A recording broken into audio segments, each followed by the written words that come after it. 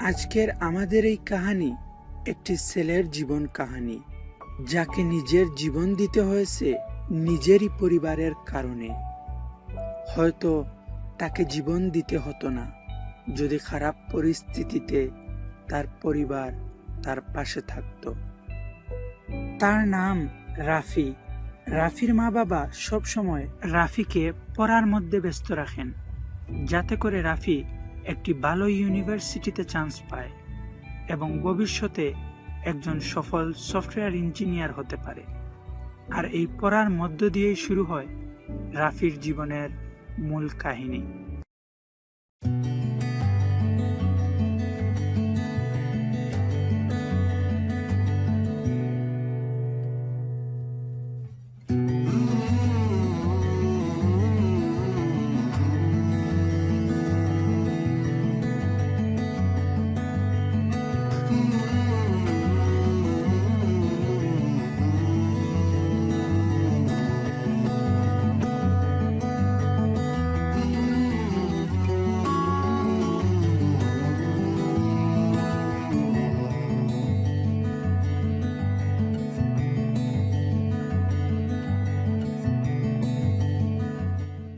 চল বাড়ি যাই, বাড়ি গিয়ে পড়ায় বসতে হবে।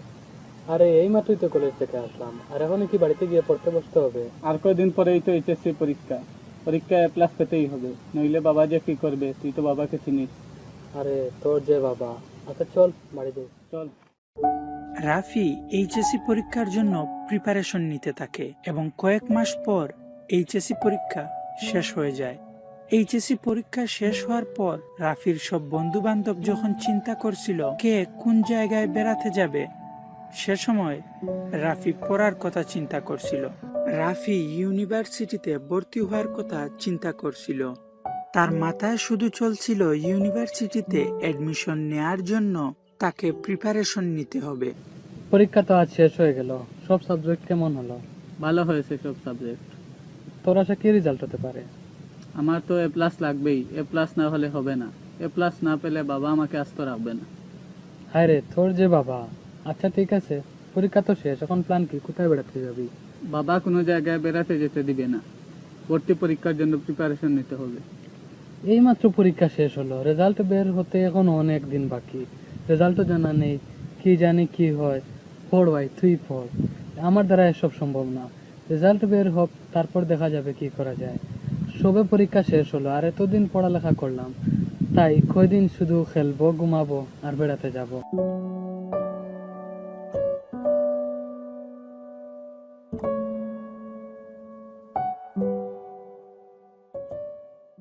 অনেক দেরি হয়ে গেছে, চল এখন বাড়ি যাই। আচ্ছা চল।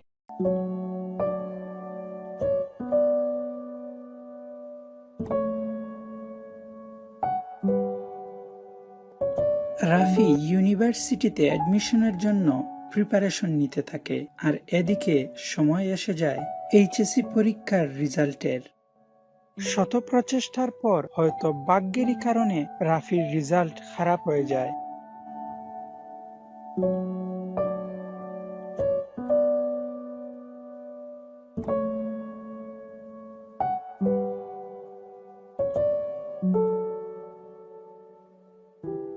রেজাল্টের জন্য মন খারাপ? হ্যাঁ, বাবাকে এই রেজাল্টের কথা কিভাবে বলবো?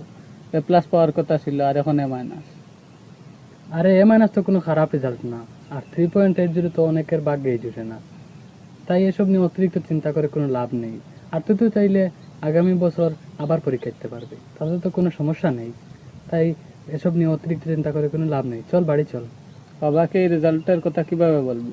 রেজাল্টের কথা শোনার পর তিনি অনেক রাগ করবেন। আরে তোর শুধু বাবা বাবা বাবা, কিছুই করবেন না তোর বাবা। আর এসব নিয়ে অতিরিক্ত চিন্তা করে কোনো লাভ নেই, চাচাকে বুঝিয়ে বললেই হবে। চল বাড়ি চল।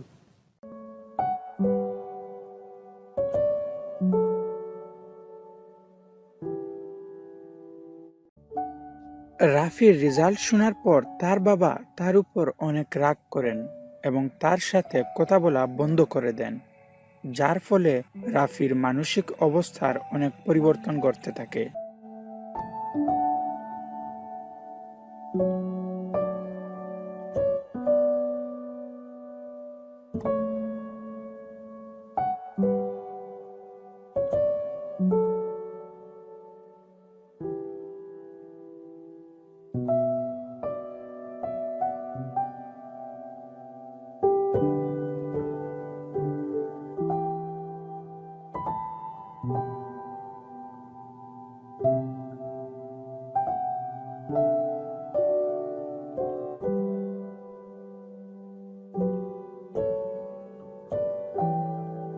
শেষ পর্যন্ত মানসিক পরিস্থিতির সাথে লড়াই করতে না পেরে এবং পরিবারকে পাশে না পেয়ে জীবনযুদ্ধে হার মেনে নেয় রাফি।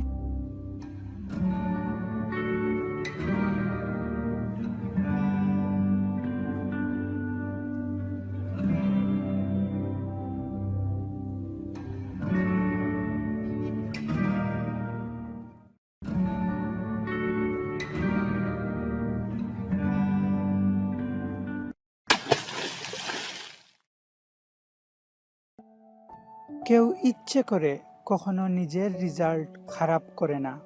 শত চেষ্টার পর না চাওয়া সত্ত্বেও রেজাল্ট খারাপ হয়ে যায়।